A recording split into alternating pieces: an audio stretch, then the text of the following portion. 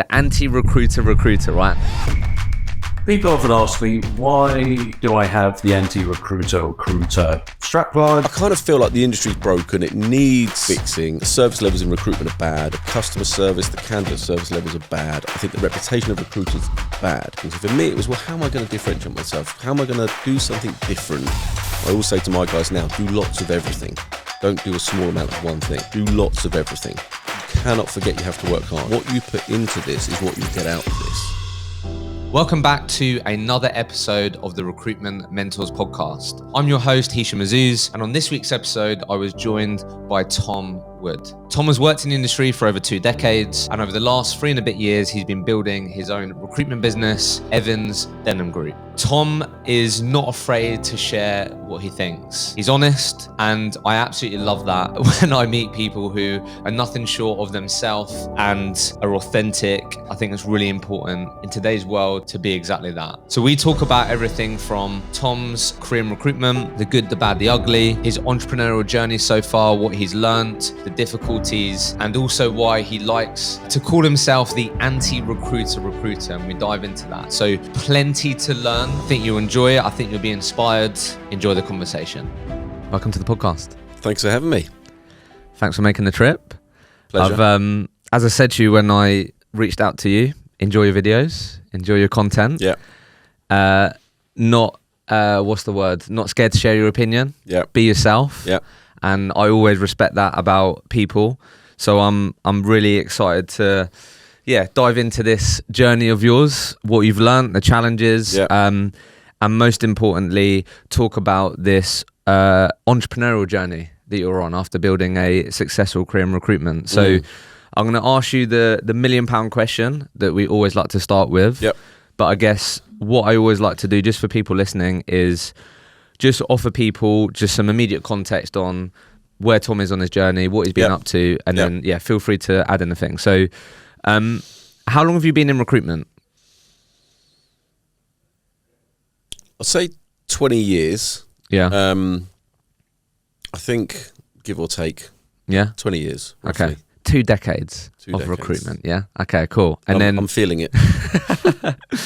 And then obviously, just to add the sort of in the last couple of years context and what we're going to be talking about. So you officially launched your own recruitment business in Jan 2020. Correct. Yeah. Right. And so it's yourself, your wife is also a shareholder, and then one of the very early employees that joined you on the journey is also a shareholder in that business, right? Yeah. So your whole background was tech sales. Correct. Yeah. Right. So you did that for over 10 years, maybe 15 years. Yep. But I know now in your over the last couple of years, it's become sales and digital. Yep. You have a holding company, and I know there's a few different things that you're really excited about: coaching, training, these types of things that we're definitely going to talk about. But in terms of the first year of your business journey, I think you shared with me that you ended the first year around like 8 to 10 people. Yep. I think. In terms of revenue, in and around the £1 million mark. Yeah. I think that was mainly all perm. Correct. You said at that point. Yep. And then obviously going into the second year, you was aware that you definitely wanted to build more of a contract part of your business. Yep. So this is where in the second year, you invested in the digital team. Correct. Yeah. And then, I think second year you said it ended around 14 people, near around the 1.5 million revenue mark. Yep. Third year, just over 2 million rev. Yep. And the contract split now is around 20% contract, 8% perm, around 18 people. But then we've got people in marketing, finance, customer success, not just recruiters. Correct. And then, so you're now in your 4th year. Just started. Just started. So January now is the start of our 4th year. 4th year. Okay, cool. Perfect. So hopefully that helps people listening. Yep. That's where you are on your business Reminds journey. Me. Yep. Yeah. But I guess, why don't we start with this question, which I'm sure you've thought long and hard about. There's one thing hiring recruiters for your team when you're employed. Yep. It's a whole other thing hiring recruiters for your own business. So I'd love to hear Tom's thoughts on, in your opinion, what characteristics and traits do you believe make up a highly successful recruiter in today's market? Yeah, good question. So for me, the typical recruiter has probably changed since I started. When I started out in the boiler room, when I started out doing the 3 hours a day on the phone, KPIs, beat you with a stick to work, that person was very different to the person that you now see as a successful recruiter. And that's a good thing. I think the characteristics have changed. What I do think, though, is that some of the fundamental disciplines are still there. So some of the fundamental process, structures, disciplines still need to be there. We've become social selling, but that still doesn't mean you can't have activity, you can't have structure, you can't have effort, you can't have work. So I think for me, I look at, do I want the stereotypical wide boy? No, I don't. But do I want some of the traits that those people had historically? Absolutely, I do. So if I think about some of the people I've hired and some of the people that have become successful recruiters for me, they haven't come from recruitment. So I've hired personal trainers, for example. So a couple of guys I've met in the gym from being mates, going to the gym on a social level. And I would look at those guys, and I've hired them in my previous companies and that kind of person. The reason I would hire them is because they are so structured. If you think about anybody that does weight training at a decent level, they track their food, they track their diet, they track their macros, they've got training plans, they've got food plans, they've got prep time. They wake up at 5 o'clock in the morning to prep their meal. They go to the gym at 6 o'clock, they have a second meal. If they're doing PT, they're doing their day planning. They've got a plan throughout the day of set appointments. They're structured, they're processed, they follow programs. They're competitive because they want to beat the person in the gym next to them that's lifting more than them. There's an element of ego. There's an element of material things. They want to look good. All of the disciplines, the competitiveness, the structure, the process, the organisation, all of those disciplines are transferable, not just to recruitment, but to sales.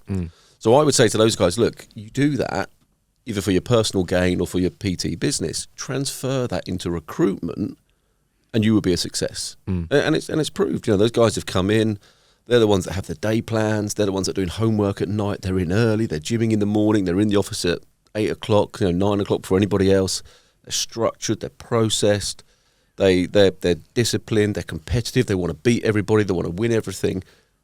That, for me, is some of the core skills that I think make a good recruiter. I think if you're not competitive, if you're not structured, if you're not process-driven, you will struggle. But it isn't the levels of perhaps what it was in the 90s when I started, or late 90s. It's a different version of that, but some of the fundamentals do still apply.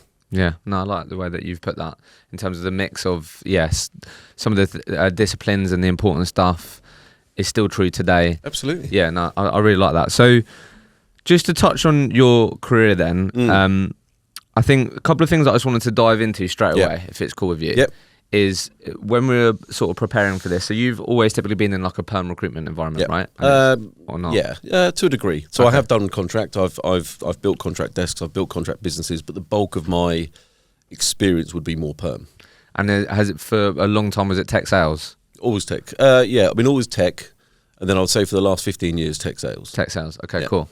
So what I'd love to ask you was one of the things that you said to me in preparing for this, which was around you was in a position at that time in your career where consistently you were billing circa 500k a year. Yeah. Now, for a lot of people, that will be a destination they'll dream of getting to. Yeah. Right. So I want to just sort of dive straight into there in terms of like, what does Tom think he had to do consistently well to get to that point, right? Because I think a lot of people will be interested in that. So I guess a question to ask you then, just to start to unpack that, I'd love to just get your thoughts on Tom early days. What was he doing differently compared to Tom at the latter end of his career when he was consistently billing 500k or whatever a year? What was he doing differently that meant you were getting way different results, like compared to early on to when you were doing later on? What were some of the fundamental things you were doing differently that you had to learn the hard way that enabled you to get better results, do you think?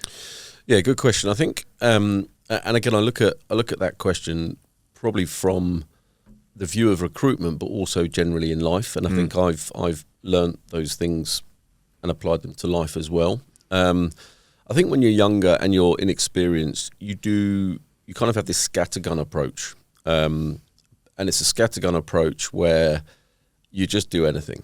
You do anything. And again, I put that into life. You do anything in life, And I think in recruitment, certainly sales, that was my approach. I was always a good salesperson. I was a natural salesperson. My parents would say to me, I'll either be Arthur Daly, selling used cars and hustling, or a Del Boy, or I'll be Richard Branson. It's kind of one extreme to the other. And for a long time, I was the Del Boy, because I was kind of hustling, I was doing whatever, always had ideas, always had different business ideas, but never really stuck at one thing. And I think if I think about recruitment, I fell into recruitment, which I touched on with you, I think, towards the end. It was never a destination I wanted to be. And for me, it was one of those, I'll do it, I'll give it a go, we'll see what happens. And by doing it that way, not having that focus and not having that view of I'm going to make this work, you do it and you hustle and you beg, you borrow, you steal, you kind of, you do whatever you have to do deals. And that's kind of what I was doing. So there wasn't any thought process to it. There wasn't any structure to it in the early days. It was simply, I'm a good salesperson. I can blag it. I'll do this, but this isn't my job. This isn't my career. I'm going to be a professional football player. I'm going to be, whatever. So you hustle and you wing it and you do whatever you can to get by. And then what happened, I think, for me was probably 2 or 3 years into it not being my job, it became my job. And I was good at it, and people would say, you're good at this, and my winging and my kind of hustling was actually becoming more repetitive and more consistent, where actually it was now becoming, well, that is my process and that's what I do. And then over the years, you refine it a bit. And over the years, as you say, you make mistakes, things don't work, you learn from those things. And I think over a period of time, you then start to recognize that this is working. You start to go, shit, this is actually, this is proving. And as it proves and as it becomes more consistent, you refine it more, you focus on the things that do work, you realize that actually if things aren't working, you fail quickly and you learn from that and you apply different approaches to things. And I think for me, that's where my career, certainly in recruitment, went. It was a case of winging it and hustling and not really caring to suddenly going, this actually works, refining, learning, adjusting. The biggest thing I would say for me is that I've been adaptable in recruitment. So I was one of the, I suppose, I was one of the first recruiters on LinkedIn, but when LinkedIn hit the market in 2008, I think it was, I was on it, and I saw the value in it and I saw the potential of it. So I quickly took that on board, and that was in a period when it's still very much database, 3 hours a day on the phone, X many dials a day. Suddenly there was this social platform. And that was hard then, because if you were seen on LinkedIn in the day, you were getting a kicking. Your boss was giving you a kicking for being on LinkedIn, but it was kind of in my mind, I'm going, but this makes sense. And I quickly adapted to that, and I quickly adapted to this whole social selling concept. So I think being adaptable has helped me, but definitely having structure, process, routine, consistency, refinement, failing quickly, learning from my failings, and then improving and keep going. That's what I've done throughout my career to where I am now, where it's become muscle memory, it's become habit, it's become routine, it's become, I know how to do that stuff because I've done it a million times. But I see a lot of people that don't do that. A lot of people don't stick to things. They fail and bail, which is a good saying that I typically use. They don't learn from mistakes, in which case they keep making the same mistakes again and again and again, which is another thing I see regularly. That definition of insanity, keep doing the same thing again and again and again, expecting a different result. So lots of people don't do that. And for me, that's where I've always been good, is I've seen what doesn't work and I've changed it. I've done something different. I always say to my guys now, do lots of everything. Don't do a small amount of one thing. Do lots of everything. Yeah, there is a numbers game to this. And if something doesn't work, stop doing it. Do something else. So I think having that mentality has really served me well, and that's enabled me to do what I do.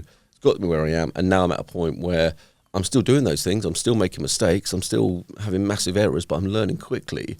But some of the fundamentals of recruitment have become habit. They've become muscle memory. So one or two things on this really quickly. Honestly, Tom, people love a day plan, mate, when people listen to this. So you said there how important a structured process, being disciplined is. Yeah.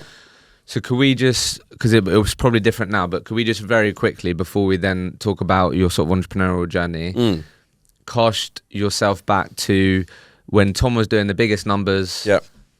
What was his day plan? People want the detail, mate. Honestly, people love this. Do you want the real answer, or do you want me to give you a... Let's keep it real, mate. Give me the real answer. So the real answer is I had no day plan. Okay. I was drunk. I talked to you about this. I had an alcohol problem, and when I was at my peak of recruitment, I was drunk. I was a functioning alcoholic. So I was, I was traveling the country. I was working the big systems integrators. I was up in Bradford. I was in Norwich. I was in Reading. I was supporting some big software projects. I was out with the program managers, the project managers, the PMO managers. I was going for lunches, and so that was a period in my life when I didn't have that structure. Okay. Because I was living the dream. I was billing 500 grand a year. I had a team of resources working for me, so I didn't have, I would say, the set structure that you would expect to do those numbers. What I did have, though, was a structure that built up to that level. So there was things that I did repetitively and consistently that got me to that level. I didn't go and pick up those clients and win those clients and those relationships by chance. There was a method to my madness that got me to that level. And that was simple things like in the morning you check your emails first thing. And I've always been a morning person. Even when I was in my drinking days, I would get up at 6 o'clock. I would work 24/7, not because I was told to, but I just enjoyed that mentality. I was answering emails at 4 o'clock in the morning whilst feeding my youngest, feeding them a bottle of milk whilst, middle of the night. So I've always had that kind of off the cuff, reactive kind of mentality anyway. And I would always do something at just whenever I needed to. I wasn't a 9 till 5, but always check my emails in the morning, always kind of, what needs reacting, what needs focusing on. Okay, then you start to structure your day. I'd never do BD at 8 o'clock in the morning. I'd never do BD at 9 o'clock in the morning. I'd do BD at say 11 to 1 o'clock, for example. Afternoons a difficult time for BD. People have lunch. They're a little bit sluggish. You start hitting them with BD calls. It doesn't go well. So I would put those structures in place. In projects on LinkedIn would be done the night before, so you get a response overnight. So you've got calls to make the next day. Those kind of things I would do. But yeah, when I was billing my big numbers, I was traveling around the country, wining, dining, entertaining, which is still a massive skill. And people don't do those things as much anymore. And that was largely what enabled me to do the big numbers. And I had a team and everything else. No, I appreciate you being honest. And I know we wanted to speak about this, or you mentioned this, because I saw your video that you put up. I don't know if it was yesterday, this week, around like dry January and stuff. Yeah. I think I made a note that. I think did you say that you've been like 12 years sober? Probably more, yeah. 12, 13 years now. I've kind of lost track of it. It's kind of lost its importance to me in terms of time frame because it's just become a thing. Yeah, now. Become a thing. Let's just talk about this for a sec because I think it'll be helpful. I feel like it could be its own podcast itself, but let's talk about it. You very kindly kept it real there and was honest. Yeah. So I think what I personally would be really curious about is, let's be honest, the journey that you've been on, you can apply to the things that you've obviously had to learn and work through to then, I guess, move away from a habit that obviously wasn't serving you. Yeah. Can be applied to a lot of different Absolutely. habits, right, for people listening. So it doesn't necessarily, this is only relatable to you if you have a drinking problem or you have a bad relationship with drinking, right? So for me, I guess the thing that I'd be curious about was, firstly, when did Tom look in the mirror and think and start feeling that he had a toxic relationship with alcohol? Because I don't know, I feel like from all the things that I listened to, and I don't know, I feel like there must have been a period where you sort of, the story you told yourself was like, this is fine, it's part of the job, wine and dining, I'm making this money. Yeah. I don't know if there was a moment or it built up over time, but why don't we start there, and then maybe you can talk about some of the things that you've had to learn the hard way, and that might be really helpful for people. So I think the alcohol thing for me was it recruitment? Was it before recruitment? It probably was before recruitment, if I'm honest. And I think in the video I did recently, I talk about the two different alcoholics. You've got the one that suppresses a problem, so you drink to self-medicate, and then you've got the one that actually alcohol is a chemical problem, and you create a trigger in your body, which is the craving mechanism. So the minute you have one drink, people talk about, I've opened the floodgates now. You have one drink. I needed 100 because my craving kicked in, and I couldn't stop that craving. And I'm a pretty stubborn guy. I couldn't stop that craving. So I had that problem. I wasn't suppressing a problem. I wasn't suppressing a trauma. I had a craving. So that was always there.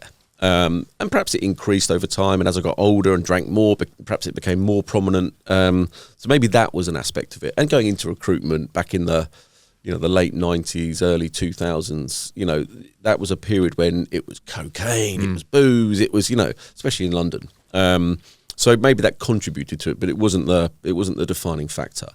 But I think, look, for me, recruitment probably exposed my insecurities and frailties. So I've always had imposter syndrome when I was playing football, when I was selling cars. I've always thought I'm going to get found out. I'm not that good. So I've always still do suffer from that. That's a big thing that is in my head now, today, last night. It's constantly there. And I use it to drive myself now, and it channels me.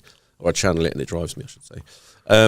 So I've always had that. And alcohol would be something that I would use perhaps to stop my brain, stop my insecurities, stop my anxieties. I've been an anxiety sufferer for years. So I think alcohol was something that actually started to kind of suppress some of those things and hide some of those things, but also it contributed to some of those things. Because the thing with alcohol is actually when you have alcohol, your depression goes up, your anxiety goes up, your insecurities do go up. They might go for a minute, but they come back a lot worse. So for me, I was seeing this increased kind of feelings of stuff I didn't like. And I always had this vision of who I was. I'm going to be successful. I'm going to be entrepreneurial. I'm going to be the strong person that everyone goes to. I'm going to be the cool guy. That was always the kind of person I wanted to be. The Brad Pitt, the George Clooney. That was always who I wanted to be. But with the alcohol, I was going the other way. I was turning into the liability. I was turning into the lunatic that everyone didn't want to go out with. I was turning into the mess in the corner. So my journey of trying to be this person I wanted to be, I was going the other direction. And I think that was the point, to answer your question, of when I suddenly went, this is fucked up. I'm kind of on this destination of who I want to be. I'm going backwards. I'm turning into the bum on the street that people are laughing at. And I think that was the point for me when I suddenly went, this isn't working. And then when I had my kids, it kind of became the big thing. I didn't want my kids to see me as that person. I didn't want my kids to see this person that just, they were ashamed of, they're embarrassed, to be around. So for me, that was it. I was like, right, I'm done. And the funny thing is, when you stop drinking, unless you really want to stop drinking, you can't stop drinking. And so for me, for 6 months, 8 months, a year before that, I couldn't stop drinking because I didn't really want to. I was like, yeah, it's fine. I'm enjoying it. I'm cool when I'm drunk, But at the point when you suddenly go, this is shit, that's when you're going to stop. And I stopped, haven't touched it since, don't want to touch it, don't need it. And do you know what? The person that I want to be, I don't think I'm there yet. I'm not saying I'm this cool guy. You're taking but steps I'm on that closer to journey. that, yeah. I'm on that journey. No, I appreciate you sharing that. I guess just really quickly then, what would you say if I'm listening to this right now, and it could be alcohol, it could be drugs, it could be just, like I said, you're aware of a habit that isn't sort of serving your future self. Yeah. What would be your advice for someone to take? How can we take that first step, of I think you've going got in the other direction? I think you've got to accept and realize there's a problem. And look, when I talk about these things, like you say, it could be alcohol, could be drugs, could be you work too much, could be your work-life balance is wrong. It could be, I see lots of people now when they stop drinking, they replace the drinking with something else. It could be the gym, it could be whatever. If you find that you're doing something to the excess, and it's affecting the balances of everything else in your life, you've got a problem. So I talk about the pillars of my life. I've typically got 3 pillars. I've got the gym, I've got work, I've got my family.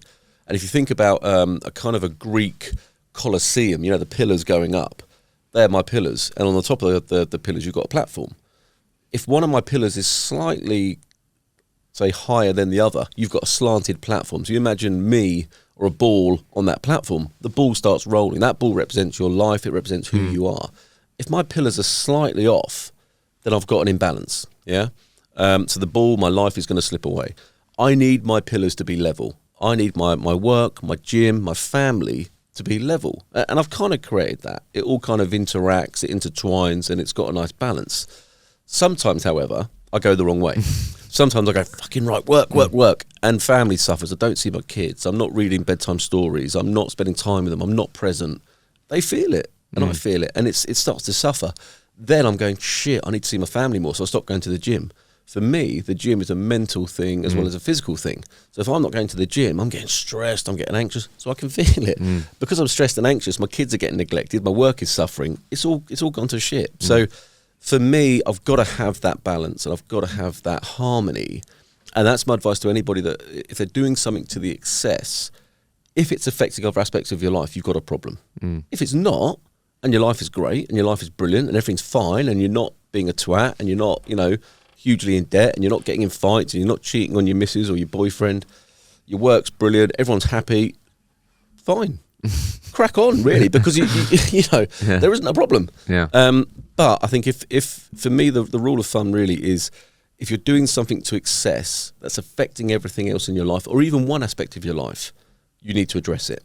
Yeah, and it's having that self-realization. Lots of people will tell you something's wrong, but until you realize it yourself, until you realize it yourself, you won't change it. No, it's a really, you can really visualize that one where you sort of said that. It's a really good way to look at it. So let's talk about this entrepreneurial journey that you're on then. Yeah. Why don't we start? I think an always great place to start is sort of how Tom thought about how he's going to make his recruitment business different. Maybe it could be part of it, but maybe we could start with, I know it's like one of the most engaged pieces of content you've done, the anti-recruiter, right? And I think your video was around, why do I have this strap line? Like, why is it important to me? We don't have to start there, but I want to talk about it. But how was Tom thinking about making his recruitment different? How were you? What was your differentiator? Let's start there, and then we'll break down this journey. Yeah. So I mean, look, anybody that does well in recruitment at some point in their life goes, I'm going to do it for myself. You kind of have that internal conversation. Lots of people don't do it because it's a risk. Lots of people think, no, I'm not going to bother, and they're earning big money. For me, it was always in the back of my mind, and I should have done it. I could have done it years ago. I shouldn't have done it years ago because I wasn't ready. When I did it was at the right time because I was ready. I'd run businesses, I'd built businesses, I'd managed, hired, fired, so I was ready. 10 years ago, I wouldn't have been ready. So for me, when I did it, it had to be, well, how am I going to make this work? Because there's so many bloody recruitment companies. There's so many recruiters. There's so many Freds in the sheds. There's so many people in their bedroom doing recruitment. So, and I didn't want to be that, and I used to have battles with my wife about this because she would go, no, do a lifestyle business. We go on loads of holidays. And for me, I was like, that's cool, but I want more than that. I want to make a difference. I want to do something. I want to be impactful. I want to be remembered. I want to do something that's going to have some kind of a legacy. I don't just want to be Tom at home going on loads of holidays, which I could have done. Build £500,000, lived a brilliant life, but I wanted more than that. So when I looked at recruitment, and I've had this frustration with recruitment for many, many years, I generally don't like a lot of the industry.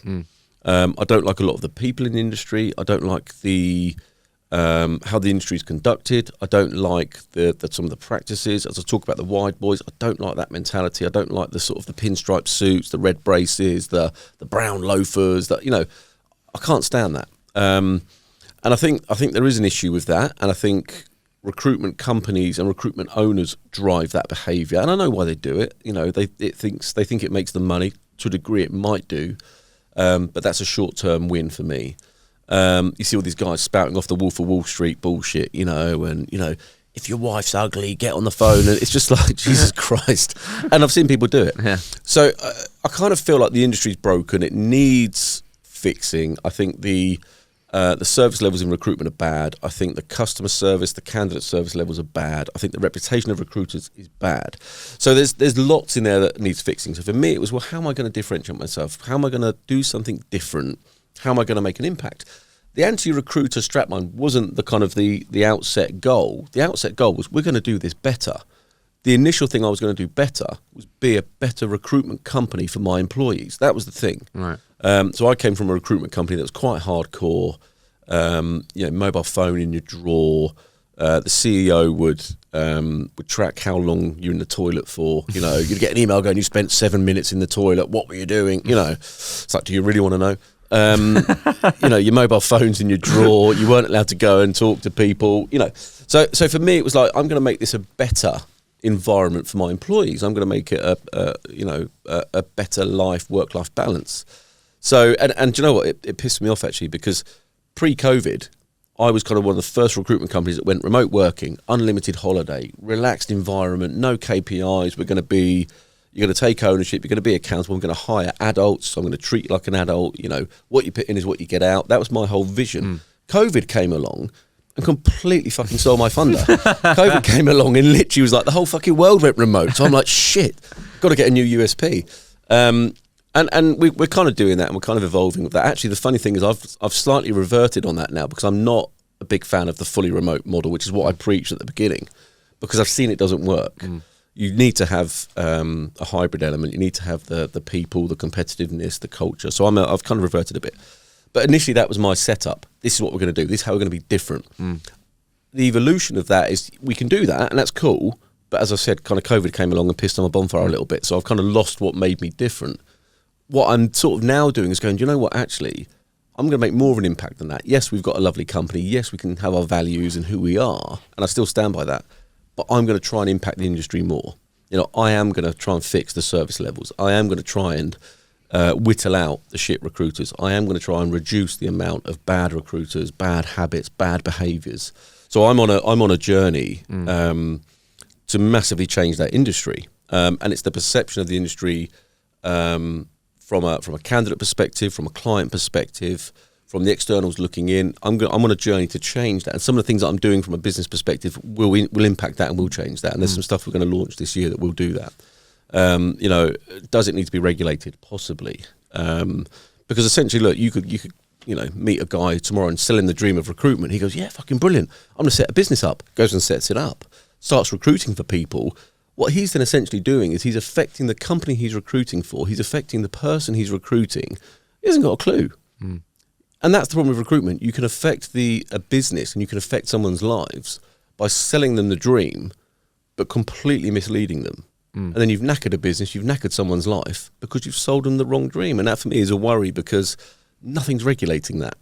Nothing is stopping that from happening. And that's where I think recruitment's got an issue. But so, you know, I'm going to try and fix that. I'm on a mission. I'm on a kind of a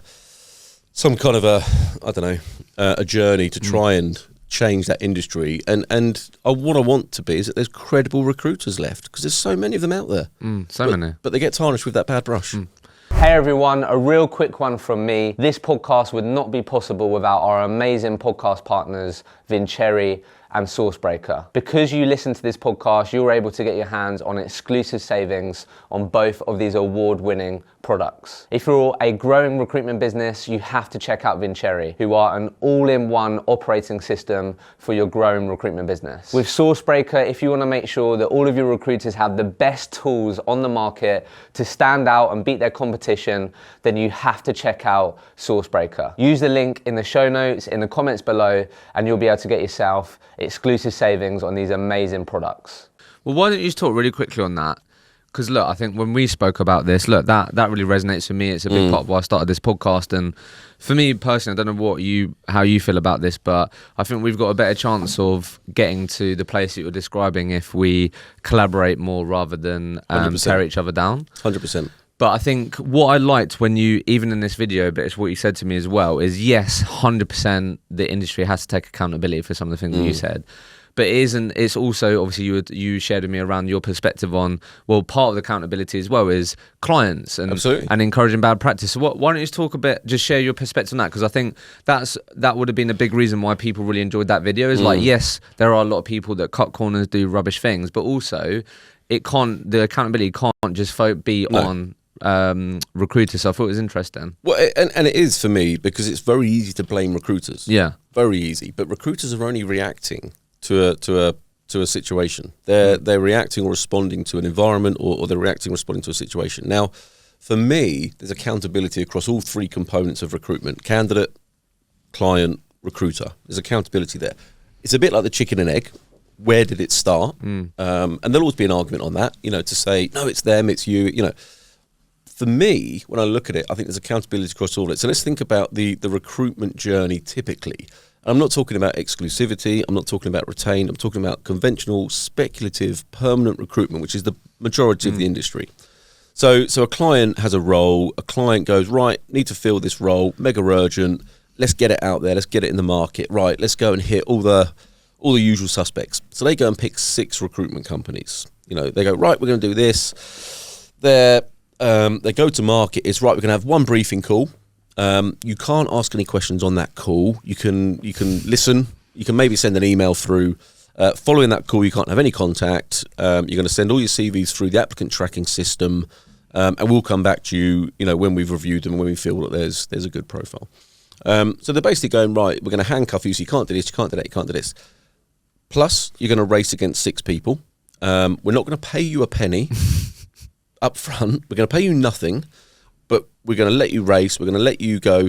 Essentially, the winner is the one that gets there quickest. That's the winner. The winner is the one that gets there quickest.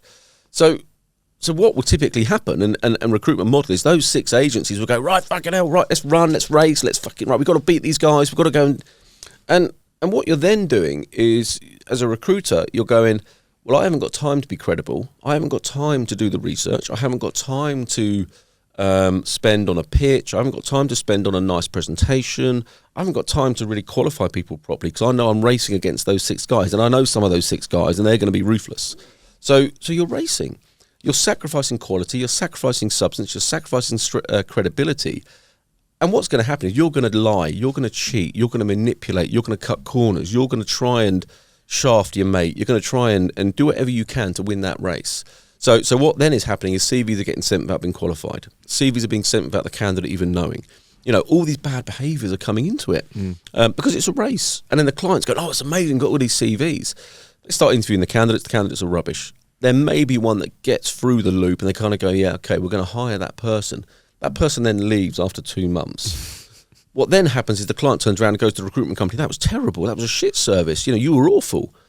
But what they don't realise is they started that mechanism. They started that mechanism by basically saying, you can't do this, you can't do that, it's a race, off you go, first one to get to the finish line wins. They've started that behaviour. The candidate will also be accountable because the candidate sometimes will lie, the candidate will cheat, the candidate will play recruiters off against each other to get their best way, or to get the way they want it. So you've got all this kind of manipulation and lying going on within this process because that's what people do. People are selfish, people are greedy, people will do what's right for them. So you've got the recruiters being sceptical of the candidates being sceptical of the recruiter. The client has basically created this race that no one's going to win in because it's going to be an absolute shit show. And that's the recruitment process. But the one that will get the blame for that will be the recruitment company. Yeah. And everyone will turn around and go, well, that was bloody shit, wasn't it? So for me, it's like that is where the breakdown comes in, and that's where it needs to be fixed. Recruitment should be retained. Recruitment should be. You should even do it as so in the tech industry, you'll have an RFP, for example, or an RFI, so a request for information, a request for pricing. You pick some companies, you let them tender. So create a presentation and tell me why you should get this rec, or you should have 6 months of exclusivity with us. They present, they pitch, you choose that person, off you go. Becomes a proper partner. You would see a massive uptake in the recruitment process if that was how it was done. Yeah. So talk to me about this business journey then. So what's been most difficult so far? People. Yeah? Without a doubt. Give me some colour to that. Like what's been difficult about people? People are the biggest frustration, I think, in business, but definitely in recruitment, because unfortunately in recruitment, you're dealing with people. People for me has been the biggest challenge. What have you been most surprised by? I think if I think about my business, Evans Denham Group, the biggest thing for me is trying to do right. But I think whenever you try and do right, you're still perceived to be doing wrong. And that can be candidates, that can be clients, in some cases employees. Employees don't necessarily think you're trying to do right by them. So I think people is the hardest challenge that I've seen on this journey, trying to keep everybody happy, trying to do what's right by people, trying to create an environment where everybody's happy, because that's hard. Does it exist? I don't know. Is there ever a company where everyone's happy? I don't know. But that's been a challenge. And then I think, let's say you look at the aspect there of clients are people, candidates are people, employees are people. The whole concept of this business is people. So that's definitely the biggest challenge. Yeah. What about specifically hiring? Because that does, I'll be honest, that whenever I sit down with recruitment entrepreneurs, that really does end up being something that they get really right, or have to go through a lot of pain to get it right. What's been your journey with that? Like, what have you had to learn the hard way when it comes to actually hiring for your own business? So I think we've kind of got it right. We haven't had huge attrition. In the 3 years we've been running, we've had some steady growth. We've lost some people, but I would say they were obvious errors. So I hired my nephew, young lad, 19 at the time, a little bit lost. Wanted to give him a direction. Wanted to give him a journey. It was never a business benefit. It was never something that was going to grow the business. I was trying to help him. And in hindsight, should I have done that? I don't know. Would I do it again? I probably would. But that didn't work. And that was obvious. Another guy I hired was a former employee. I think he lost his love of recruitment at his former company. And he admitted that, and I saw that, and they probably saw that. I then thought, well, I can reignite that. Again, in hindsight, could I? Did I know I probably couldn't? Probably. But I want him to give him a chance. So, again, this is that failing quickly thing. You kind of recognise your failings and admit them, Generally, we've been okay. I think where it becomes harder is to get good people. Get the good people, get the credible people, and especially post-COVID. Because some of the things that I could chuck out there pre-COVID when I launched the business, they were attractive points. I could go unlimited holiday. I could go remote working, flexible, no micromanagement, fun. They were the things that I was using to attract people. And in recruitment, that was non-existent. Post-COVID, everyone's chucking that out. So what is your differentiator? We've got 30% commission. Well, so does everyone. We do hybrid working. Well, so does everyone. We do dress down. So does everyone. So there is no differentiator right now. It has to be, and this is kind of where I'm now trying to do it. It has to be about the person or the people. They have to see that you are the differentiator, and they want to work for that person. So curious then. I think we spoke a bit about this. How have you gone about building leaders in your business, or how have you gone about making Tom redundant, or Tom not sort of involved and in touch with everything, because that would have been the only way that you would have grown to over 10 going towards 20 people. Like what's that journey been like for you? Because I know again that's really difficult. Really hard, especially when it's your own business, because you're on it, you're on everything, you're proud of everything, you're worried about everything. It's hard. I'm on that journey now. So I'm definitely not finished with that journny, and people that will listen to this that work for me will be laughing, going, he's nowhere near finished on that journey. So I'm what have I done and how have I done it? I want people to be leaders. I want people to step up. I want people to have responsibility. I want them to have a sense of ownership. So if I think about Jake and George, who work for me, who've built the digital practice, that's exactly what they've done. They've taken a sense of ownership. They've taken pride in what they do. They're invested in it. To the point where they helped our website builder build a website. Everything is branded to their colours, their choice. I've stepped away from that completely and gone, it's yours, you do it. And I can see the benefit of that because they're so invested in it and they're so proud of it. Trying to replicate that across the business and other areas is not as easy. And I think that's because I might say, well, I've got this sales division. I want you to own that sales division. It's still not their division. Whereas Jake and George came to me and went, we're going to build this. And I went, great, go and do it. So from the start, it was theirs. So I think that does help. I think giving people autonomy, giving people the ability to make decisions is really key. One of the things I would say that I've done well is I've separated myself from operations. So I was running everything, sales, operations, everything. I've put Stacey, my wife, she's running operations. I've got my sister-in-law, Sasha, she runs HR and finance. I've been lucky enough that our developer guy has now joined us on a permanent basis. He's marketing and development, so he's marketing director. I've got some amazing people that I actually completely trust. I've recently hired a sales leader, which I'm going to be announcing this week or next week. Somebody that's worked for me previously. So he's going to run sales for me. So I'm going to run the business and all the other projects. He's going to run sales. I've got my marketing director. I've got my finance and HR director. I've got Stacey now as COO, so she's overseeing operations. So for me, it's give them the power and the ability, but also hire the right people. I've always been a believer of hire good people and let them be good. And that's hard sometimes because being the control freak I am, I want a medal. Not as in a physical medal around my neck, as in I want to meddle in their affairs. Yeah. I probably do want to meddle as well. But hire good people and let them be good. And actually, you notice it because some people you hire that you think are good and they're not good, and you have to step in. What I also say to all my guys is, if I have to step in and do something before you do it, you know you're doing it wrong. If you do something before I step in, you're doing something right. And I'm seeing that from some of those now. They're doing things before I even say it. They're doing things before I even mention it. And that for me is an indication it's working. So how have you then worked out where Tom can have the biggest impact on the business then? all of a sudden you walk in the office, you're like, I'm not fucking needed. What have I got to do? Yeah. You must have figured out then, right, where can I apply my energy and effort? There was an ego thing with that, and I've struggled with that recently because I want to walk in the room and, you know, I have an impact and they're hinged on me doing something, which is mental because that's just, you shouldn't have but that'd that. be really common for sure. But you shouldn't have that. But the ego in me is like, why are they not waiting for me? Why are they doing stuff? And, you know, but that's actually fucking brilliant because they should be doing stuff.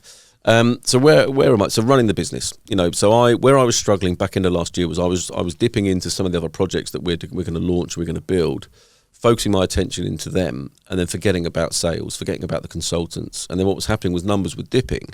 So I would then go, oh shit, right, forget about those projects. I now need to go and kick everyone up the arse and get them back focused on the basics of recruitment, which I would do, and numbers would go back up. And then I'll go, okay, it's cool. Numbers are back up. Okay, I'll go back and do those projects again. And then same again, numbers would dip, and, you know. So for me now, it's like, right, I'm going to run the business. I'm going to make sure that marketing, HR, finance is the absolute best it can be. We're going to have the best systems, the best processes.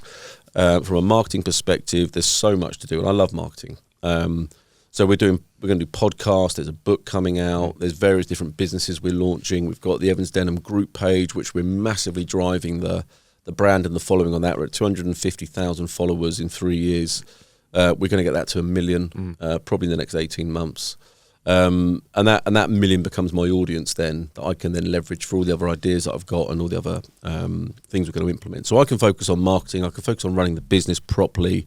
Profitability is a big thing this year. We haven't focused on profitability that much. So a big focus of mine is profitability, not just on reducing cost. Getting the most out of... But yeah, getting the most out of what we've got, you know, and driving the right behaviours and maximising those. We've got the Hub, which is one of my coaching platforms, which is a video content which we're going to enhance. We're going to start doing CV, resume, LinkedIn reviews. So I'm seeing at the minute people are paying crazy money for people to do professional CV writing, which is ridiculous. Someone quoted me $700 the other day that they're paying. So we're going to do some kind of an AI CV LinkedIn review on the Hub. We're going to get other people on there to talk about, you know, hiring tips. So where I've seen my mind shift a little bit now is, yes, I'm in recruitment and it's tech recruitment. I'm actually looking at it going, I can actually have a bigger impact than that. You know, if I think about the masses out there, the masses of the people that are looking for work, I've reached the realization now people don't know how to get a job. People don't know how to interview correctly. People don't know how to write a CV. People don't know how to close, how to pre-close. They don't know how to get engagement. They don't know how to interview the interviewer. They don't know how to ensure they lock in a second stage. They don't know this stuff.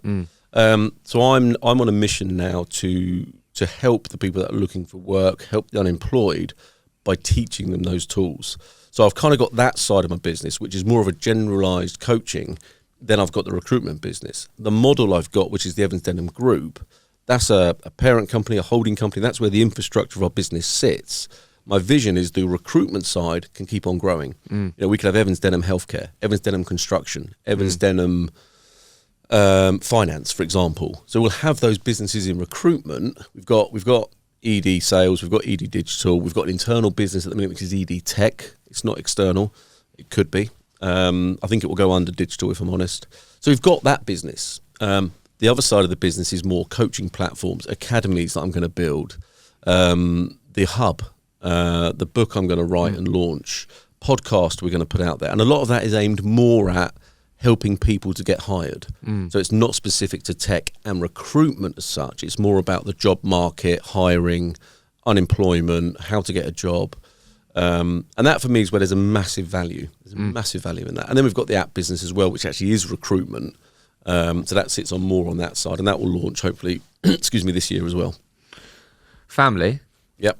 Talk to us about that. You work with, you started this business with your partner in life. Yep. I didn't realise obviously your sister and Laura is part of that as well. Yeah. What's that been like? I'm sure there's been challenges with that. Or what's that been like? Do you know what? The vision, and I had this vision, and I talk about my nephew I hired. My vision was to help people. So I've always said I don't want to be the richest guy in the room. I want everybody to have some kind of a wealth realization. I want to change people's lives. I want to help people. And that, some people might call that naive, but that is who I am. You know, I'm one of those guys, it's always nice to be nice. Yes, I'm opinionated, and yes, I'm a bit stubborn, but it's always nice to be nice. I will always help someone. I'll walk down the street. If I see someone needs help, I'll help them. So for me, it was like, do you know what? I want to help people. You start with your family. You know, my sister-in-law, bless her, she was working part-time because she had kids. The company she worked for, you know, it was an office job. It was hard. She was getting paid pro rata, $9,000 a year, 15 grand a year, I think in the end, maximum. Barely living. You know, hadn't been on holiday abroad in God knows how many years. And she's brilliant, you know, and I love her to death. And she works hard, and she deserves more. So for me, I was like, I want to help her.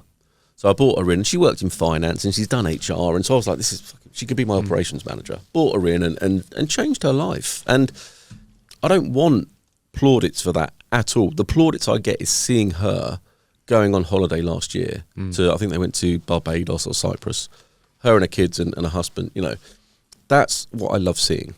You know, seeing her, you know, being able to buy things that she couldn't buy and live the life. That for me is just, I don't need her to ever say thank you, and I wouldn't ever want to say thank you. But that for me is, I love seeing that. And to know that I've helped her do that, for me, that's brilliant. So that's great. She pisses me off and I piss her off, and you know, she's the first one to ignore my WhatsApps at, you know, midnight on a Saturday night when I'm moaning about the P&L. I think she even mutes my notifications, I think. But you know, and we've had a few chats and a few conversations. I've always said to her, look, I love you to death. Like, don't ever forget that. You've got a job for life, but you piss me off. But we have to have that relationship. My wife, major issues when we first started out. She wanted the lifestyle business.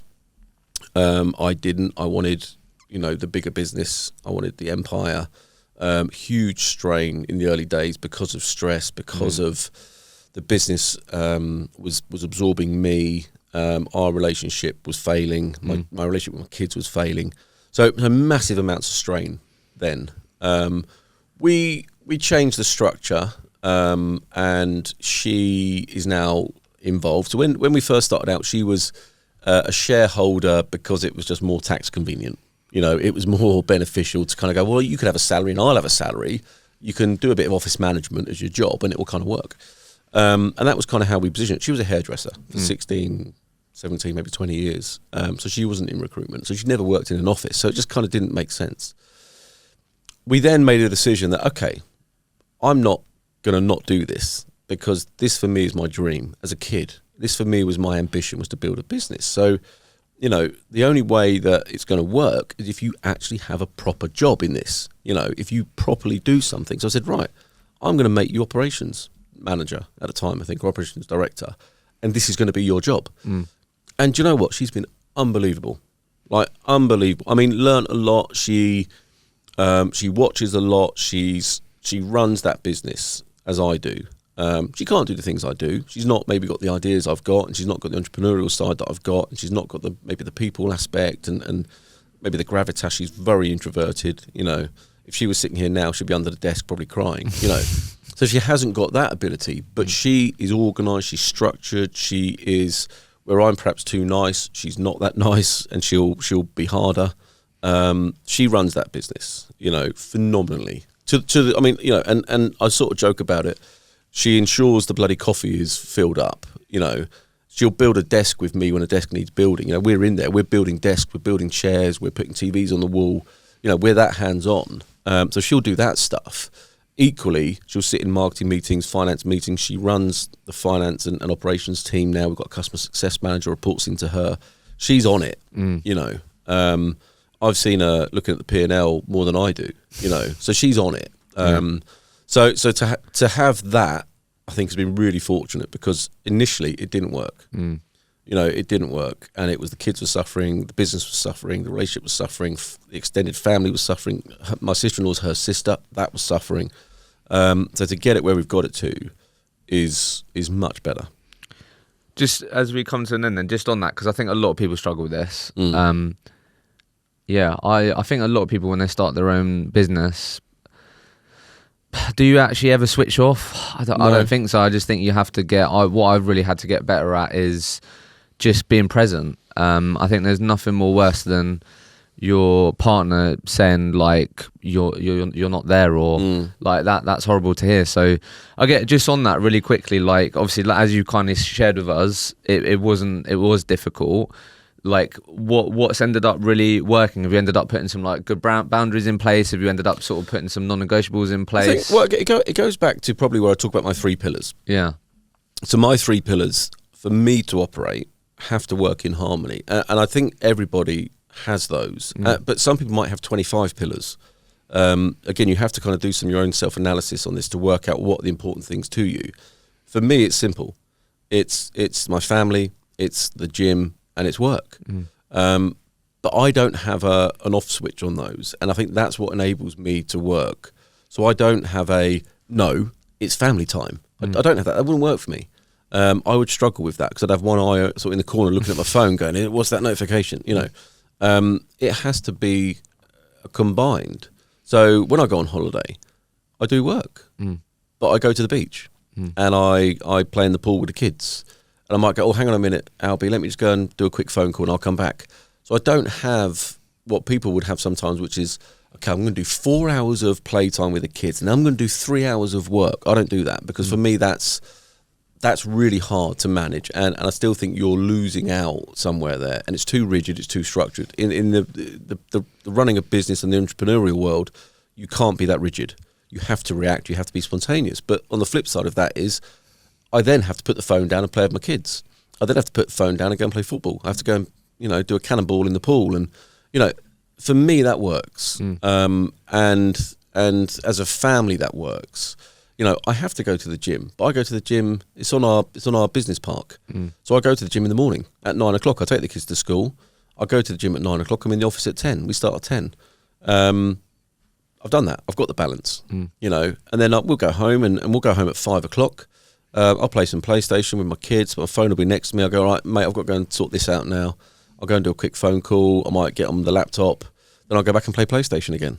I'll play, or in the summer, play football. We've got a big golf net in the garden. I'll go and hit some golf balls. My phone's never not with me. So if it does ring, I'll go, hang on, mate, let me answer this quickly. And I'll answer it. So for me, it's a kind of an intertwining process.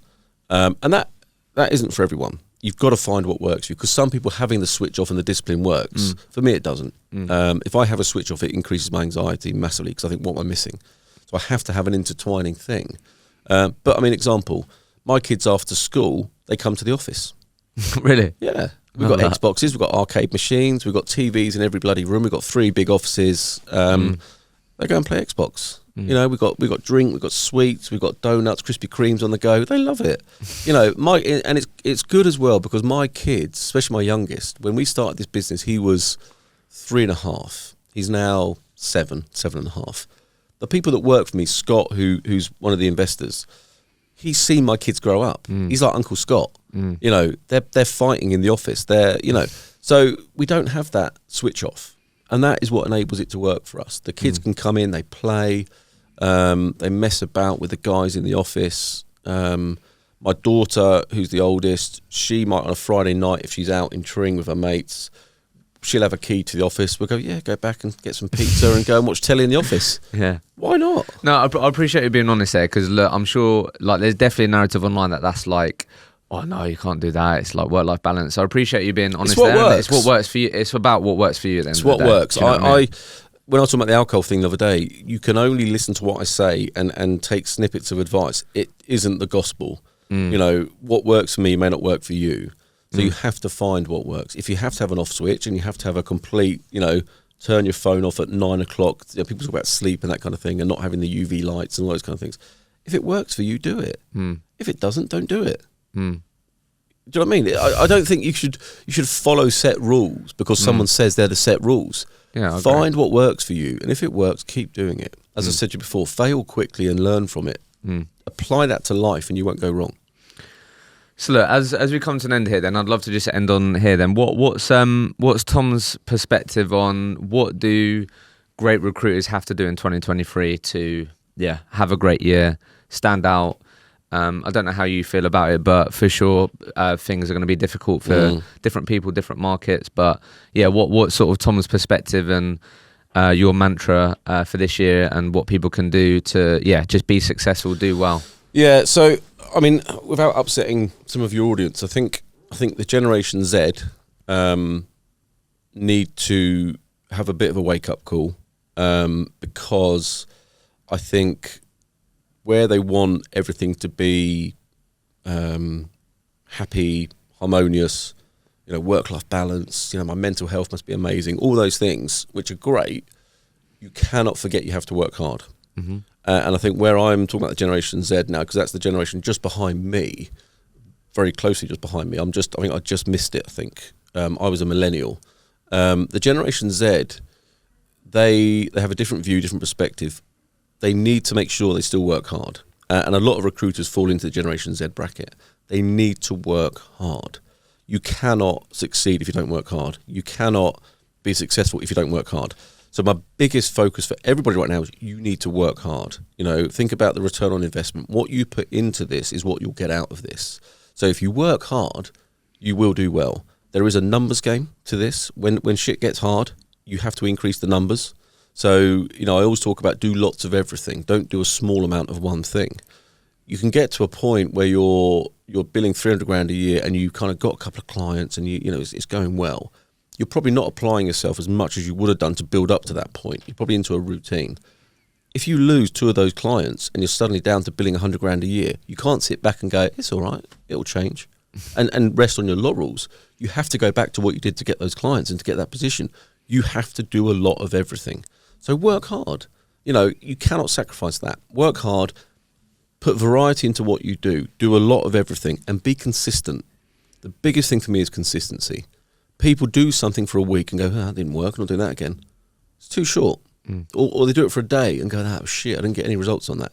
You have to be consistent. So I think the 3 things I would say to anybody now that wants to be successful: work hard, don't ever sacrifice that.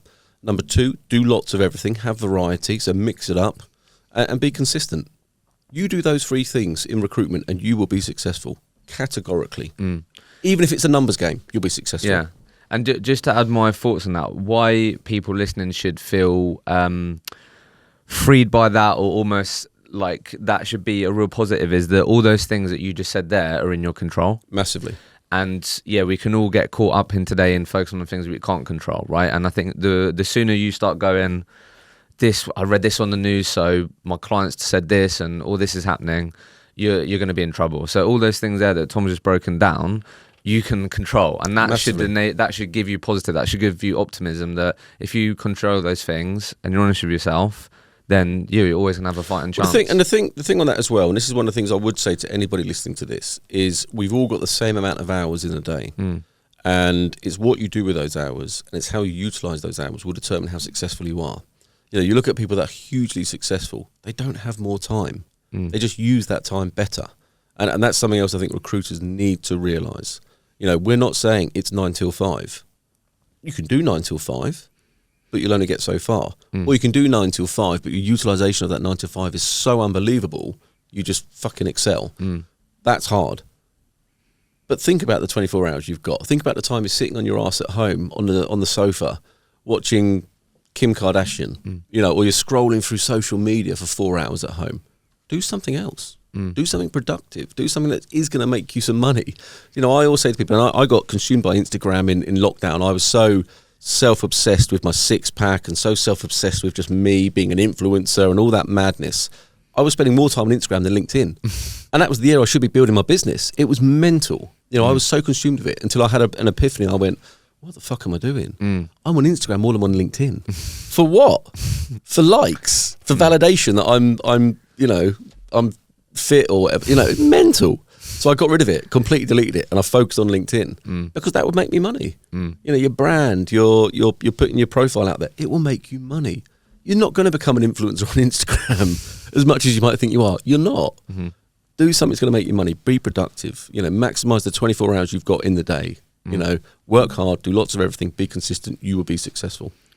Look, Tom, always appreciate people that I meet that are unapologetically themselves, and I think that's exactly what you are. And I've always got time for people like that. And good. I think, I think one of the best things you can be in life is authentic, and I think that's what you've been in this conversation. Spoken about life, mindset, business, but I think you've been on a great journey. Excited to see from outside looking in the things. You clearly have big aspirations, big goals. So yeah, thank you so much for joining me on the pod. I appreciate it. I talk too much. I waffle too much. I could sit here for 4 days talking. So I try to condense it so that I'm not, boring everyone. But no, I really enjoy it. And I see what you're doing, and I see the people you've got on there, and to be associated to that is really humbling. So I really appreciate it. Tom, appreciate it. Thank you, mate. Thank you, mate. Thank you so much for listening to the episode. I hope you enjoyed it and got value from the conversation. If you did enjoy it, please don't forget to like, share, and subscribe, and we'll see you in the next episode.